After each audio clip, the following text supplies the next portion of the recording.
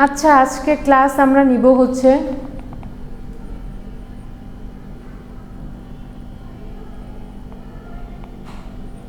Bottle নেকের উপর, ঠিক আছে? হোয়াট ইজ বোটল নেক? তাহলে বোটল নেকটা হচ্ছে গিয়ে আপনার ইনপুট এবং আউটপুট যদি সমান না হয় তাহলে একটা কি ক্যাওস তৈরি হয় বা একটা প্রবলেম তৈরি হয়, তাই না? যেমন এখানে আমি চিত্র এঁকে রেখেছি বা ডায়াগ্রামটা দেখতে পাচ্ছেন, এটা একটা বোতল। সেই বোতলে আপনার এখানে হচ্ছে গিয়ে একটা নেকটা হচ্ছে গিয়ে সরু, ঠিক আছে? তাহলে এখন যে ম্যাটেরিয়ালটা আমরা এখানে দিচ্ছি সেটা একটু সরু রাস্তা দিয়ে যখন যাবে তখন অবভিয়াসলি আউটপুটটা সেম থাকবে না, ফ্লো হচ্ছে ডিসরাপ্টেড হবে। তো সেটাই হচ্ছে একটা মেটাফরিক্যাল টার্ম, এটা হচ্ছে গিয়ে বোতলের। তো আমরা এটা কীভাবে ইমপ্লাই করব, ঠিক আছে?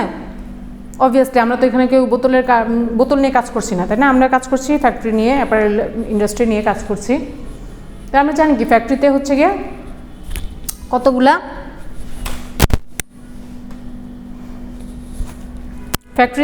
কি থাকে, কতগুলা লাইন থাকে, কতগুলা রো থাকে, সেগুলা লেআউট করে করা হয় প্রত্যেকটা ফ্লোরই। তো সেই ওয়ার্ক স্টেশন যদি আমরা মনে করি প্রত্যেকটা, যেমন হচ্ছে গিয়ে এটা হচ্ছে গিয়ে রো, এদিক হচ্ছে গিয়ে কলাম। তো আমরা যখন লাইন আই ডিপার্টমেন্ট করে তখন রো আর কলাম হিসেবে ভাগ করে যে কোন মেশিনটা কোন জায়গায় থাকবে বা কোন লাইনে বা রোতে বা কলামে কয়টা মেশিন থাকবে, কোন ওয়ার্ক স্টেশনে কয়টা অপারেটর থাকবে বা কোন অপারেটর কি কাজ করবে বা একটা অপারেটরের সাথে কয়জন হেল্পার থাকবে। তো এই জিনিসগুলো কিন্তু একজন অপারেটর মানে যে অফিসার তিনি আগে থেকে একটা লেআউট প্রিপারেশন নেন আর কি, প্রিপেয়ার করে নেন। তো ওয়ার্ক স্টেশন 1-এ যখন যেটা ইনপুট হচ্ছে সেটা ওয়ার্ক স্টেশন 2 এর জন্য কিন্তু আউটপুট হবে, ঠিক আছে? যেমন হচ্ছে কি বাটন অ্যাটাচিং বলেন বা স্লিভ জয়নিং যদি বলেন। তো দেখা গেল যে স্লিভ জয়নিংটা হয়তো বা প্রথম যে ওয়ার্ক স্টেশনে সেটাতে হয়তো বা মিনিটে 3টা করে হচ্ছে, কিন্তু পরের স্টেশনে দেখা গেল যে না, সে মিনিটে 2টা করে করতে পারছে, মানে একটা জমে যাচ্ছে তার কাছে। তার মানে 60 মিনিটে বা 1 ঘন্টায় 60টা জমে যাবে, তেমনি 8 ঘন্টায় বা 12 ঘন্টায় যদি শিফট হয় তাহলে 12টা বা 8টা জমে যাবে। তো এই জন্যই যেটা বলছে যে ইনপুট এবং আউটপুট যদি সমান না থাকে তখন বোতল নেকটা হয়। যেমন এখানে চিত্রের মধ্যে আপনারা দেখতে পাচ্ছেন যে মেশিন 1-এর এটা হচ্ছে ইনপুট, এটা হচ্ছে আউটপুট। মেশিন 2 এর জন্য যেটা আউটপুট সেটা মেশিন 3 এর জন্য ইনপুট। মেশিন 3 এর জন্য যেটা আউটপুট সেটা মেশিন 4 এর জন্য ইনপুট। এখন তাহলে বোতল নেকটা কোথায়? সেটা হচ্ছে গিয়ে লাইনের মধ্যে সবচেয়ে কম যেখানে আমরা আউটপুটটা পাচ্ছি, মানে এখানে ইনপুট হচ্ছে বেশি, আউটপুট হচ্ছে গিয়ে কম, সেই জায়গাটা হচ্ছে বোটল নেক। মানে এখানে আপনার প্রবলেমটা ক্রিয়েট হয়ে গেছে, এটাকে আপনাকে রিডিউস করতে হবে। তো আজকের লেকচারটা মোটামুটি এটা নিয়ে যে বোটল নেক কি, the lowest output point in a production line is called bottle neck. That is bottle neck area where supply gathered and production goes under capacity.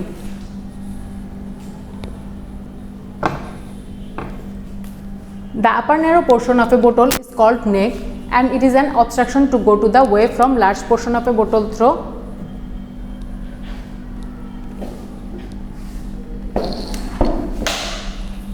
ঠিক করে নেই।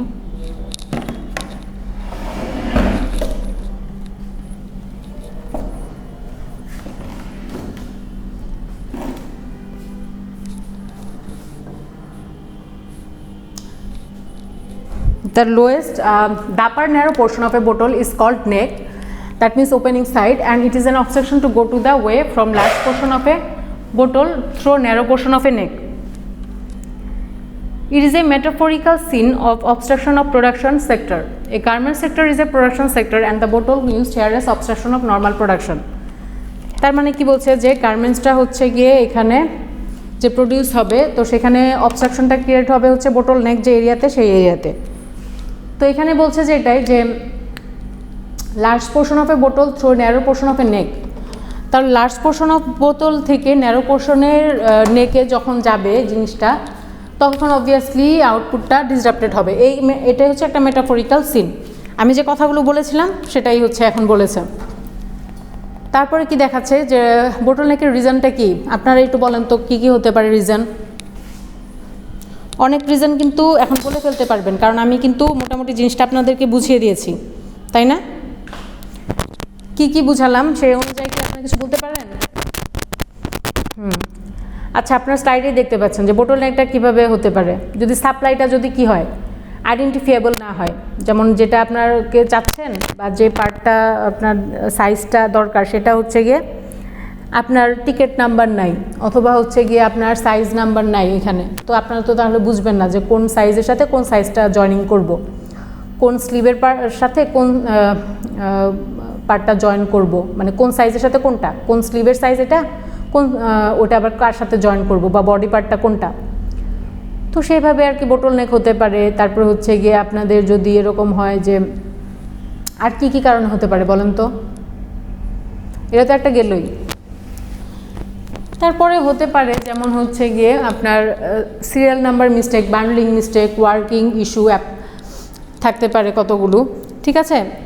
তো এইভাবে কিন্তু বোটলনেক হয়। প্যাটার্ন প্রবলেম হতে পারে, যেমন প্যাটার্ন হচ্ছে গিয়ে একটা সাইজের জন্য বানানো হয়েছে, বা যে সাইজের জন্য বানানো হচ্ছে সেই সাইজের জন্য না কেটে অন্য সাইজের জন্য কাটা হলো, বা যে ম্যাটেরিয়ালসগুলো আমাদের দরকার সেগুলো যদি ডিলে হয়ে যায়, ঠিক আছে, ইন টাইমে যদি না আসে, তাহলে কি সাপ্লাইটা যদি ডিলে হয় বা শর্টেজ থাকে তাহলে অবভিয়াসলি প্রোডাকশনে ডিলে হবে, তখন কিন্তু এটা বোটলনেক প্রবলেম ক্রিয়েট করবে। বোটলনেক ইন লাইন, তার লাইনে কীভাবে বোটলনেক হতে পারে, যেমন ওয়ার্কার সিলেকশন যদি রং হয়, আমরা জানি কি সব ওয়ার্কারদের সমান পরিমাণে কি থাকে না, এফিসিয়েন্সি থাকে না। এখন যদি আমার কম এফিসিয়েন্সির সাথে এফিশিয়েন্ট কোনো এমপ্লয়ির সাথে যদি বেশি এফিশিয়েন্ট কোনো এমপ্লয়ির যদি লাইন করি বা সিট যদি ফেলি বা মেশিন ওয়ার্কস্টেশন যদি ফেলি, তাহলে অবভিয়াসলি সেখানে একটা ইনপুট এবং আউটপুটের মধ্যে একটা ইমব্যালেন্স ক্রিয়েট হবে। ওয়ার্কার অ্যাবসেন্ট হতে পারে, নেগলিজেন্স থাকতে পারে, ওয়ার্ক ফ্লো বা সিকোয়েন্সটা ভ্যারি করতে পারে বা ডিফারেন্ট হতে পারে, মেশিন ডিস্টারবেন্স থাকতে পারে। এই জন্য আই ডিপার্টমেন্টের মানুষকে কিন্তু আগে থেকে সকালবেলা এসে মেশিনগুলো চেক করে একটা নেওয়া লাগে, রিপোর্ট নেওয়া লাগে যে সব মেশিন কি ইন অর্ডার আছে কিনা, নাকি আউট অফ অর্ডার কোনোটা, বা মিসিং কোনো পার্ট আছে কিনা, বা কোনোটাতে কোনো আপডেট কিছু করতে হবে কিনা, বা কোনো কিছু কি বলবো, কোনো কিছু ভুল আছে কিনা, মানে কোনো কিছু কি বলবো,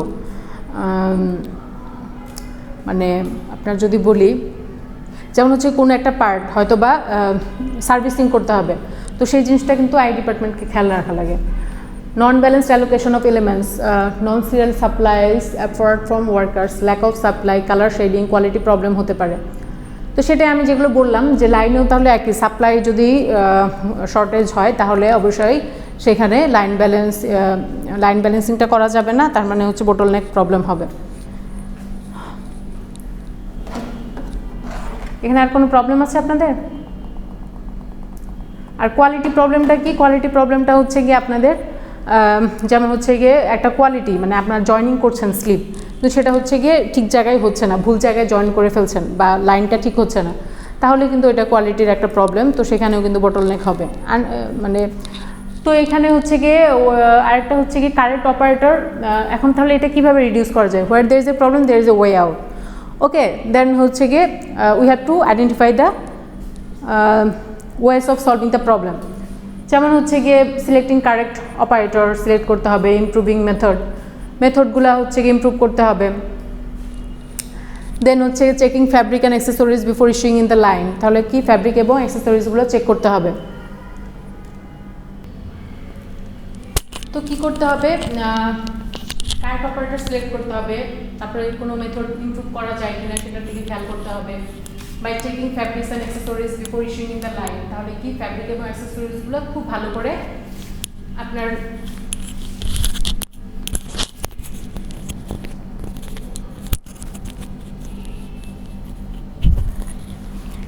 আচ্ছা, তার মানে হচ্ছে গিয়ে এরপরে কি করতে হবে? আপনাদের কারেক্ট অপারেটর সিলেক্ট করতে হবে, মেথডটা ইমপ্রুভ করা যায় কিনা সেটা ভাবতে হবে। তারপর হচ্ছে গিয়ে ফ্যাব্রিক এবং অ্যাক্সেসরিজগুলো ইস্যু করা, মানে লাইনে যাওয়ার আগে আপনার অ্যাসেস করে নিতে হবে। By reducing unnecessary excess overload workload from ওয়ার্কারের কাছ থেকে কি করতে হবে? আননেসেসারি যে এক্সেস যদি কোনো যদি কোনো ওয়ার্কারের উপরে দেখা যায় যে ওয়ার্কলোড বেশি হয়ে যাচ্ছে অবভিয়াসলি, তাহলে হচ্ছে গিয়ে আপনার ওয়ার্কলোডটা একটু কম করে দিতে হবে। অ্যান্ড ওয়ার্কলোডটা যখন কম করে দিব,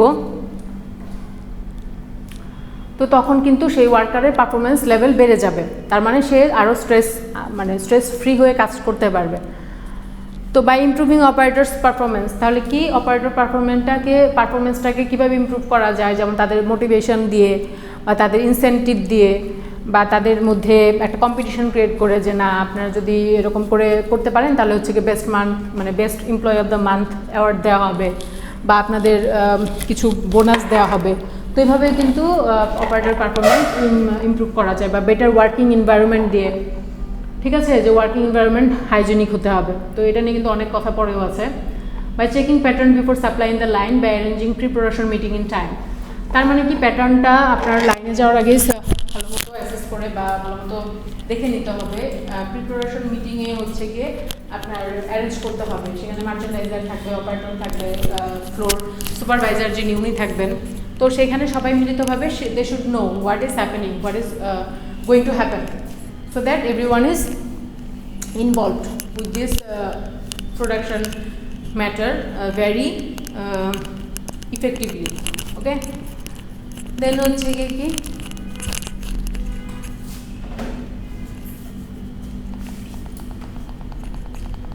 by preparing layout sheet before inputting the line, তাহলে layout sheetটা কি করতে হবে, প্রিপেয়ার করতে হবে by submitting the layout sheet to maintenance section minimum 2 to 3 days before the production, by making site set sample minimum 15 to 10 days before the production or input, by keeping supply available in time, by maintaining serial number, by reducing swing burst, তাহলে কি swing বার্স্টটা reduce করার জন্য, ঠিক আছে। তাহলে swing যেন বার্স্টটা না হয় সেজন্য কি করতে হবে আপনাদেরকে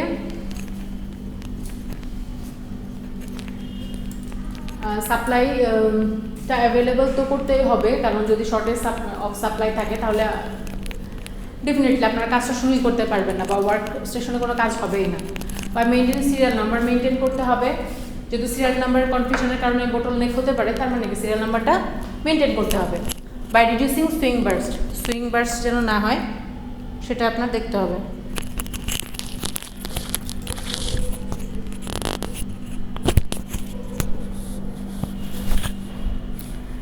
তাহলে কি বললাম যে লেআউটটা শিটটা ইনপুটের আগে প্রিপেয়ার করতে হবে, সাপ্লাইটা দেখে নিতে হবে, প্যাটার্নটা দেখে নিতে হবে, তারপরে হচ্ছে গিয়ে সুইং বার্সটা যেন না থাকে, তারপরে হচ্ছে সাইটসের স্যাম্পলগুলো হচ্ছে 15 থেকে 20 দিন আগে তৈরি করে রাখতে হবে, ঠিক আছে।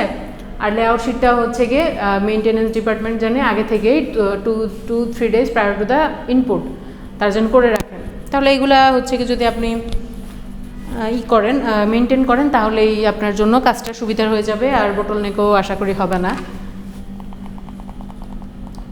হাউ টু কন্ট্রোল বোটল নেকটা তাহলে কি করতে পারি, identify consequences, manage, prevent future bottlenecks. That means you have to identify the problem, then you have to assess what is the consequences or what are the consequences of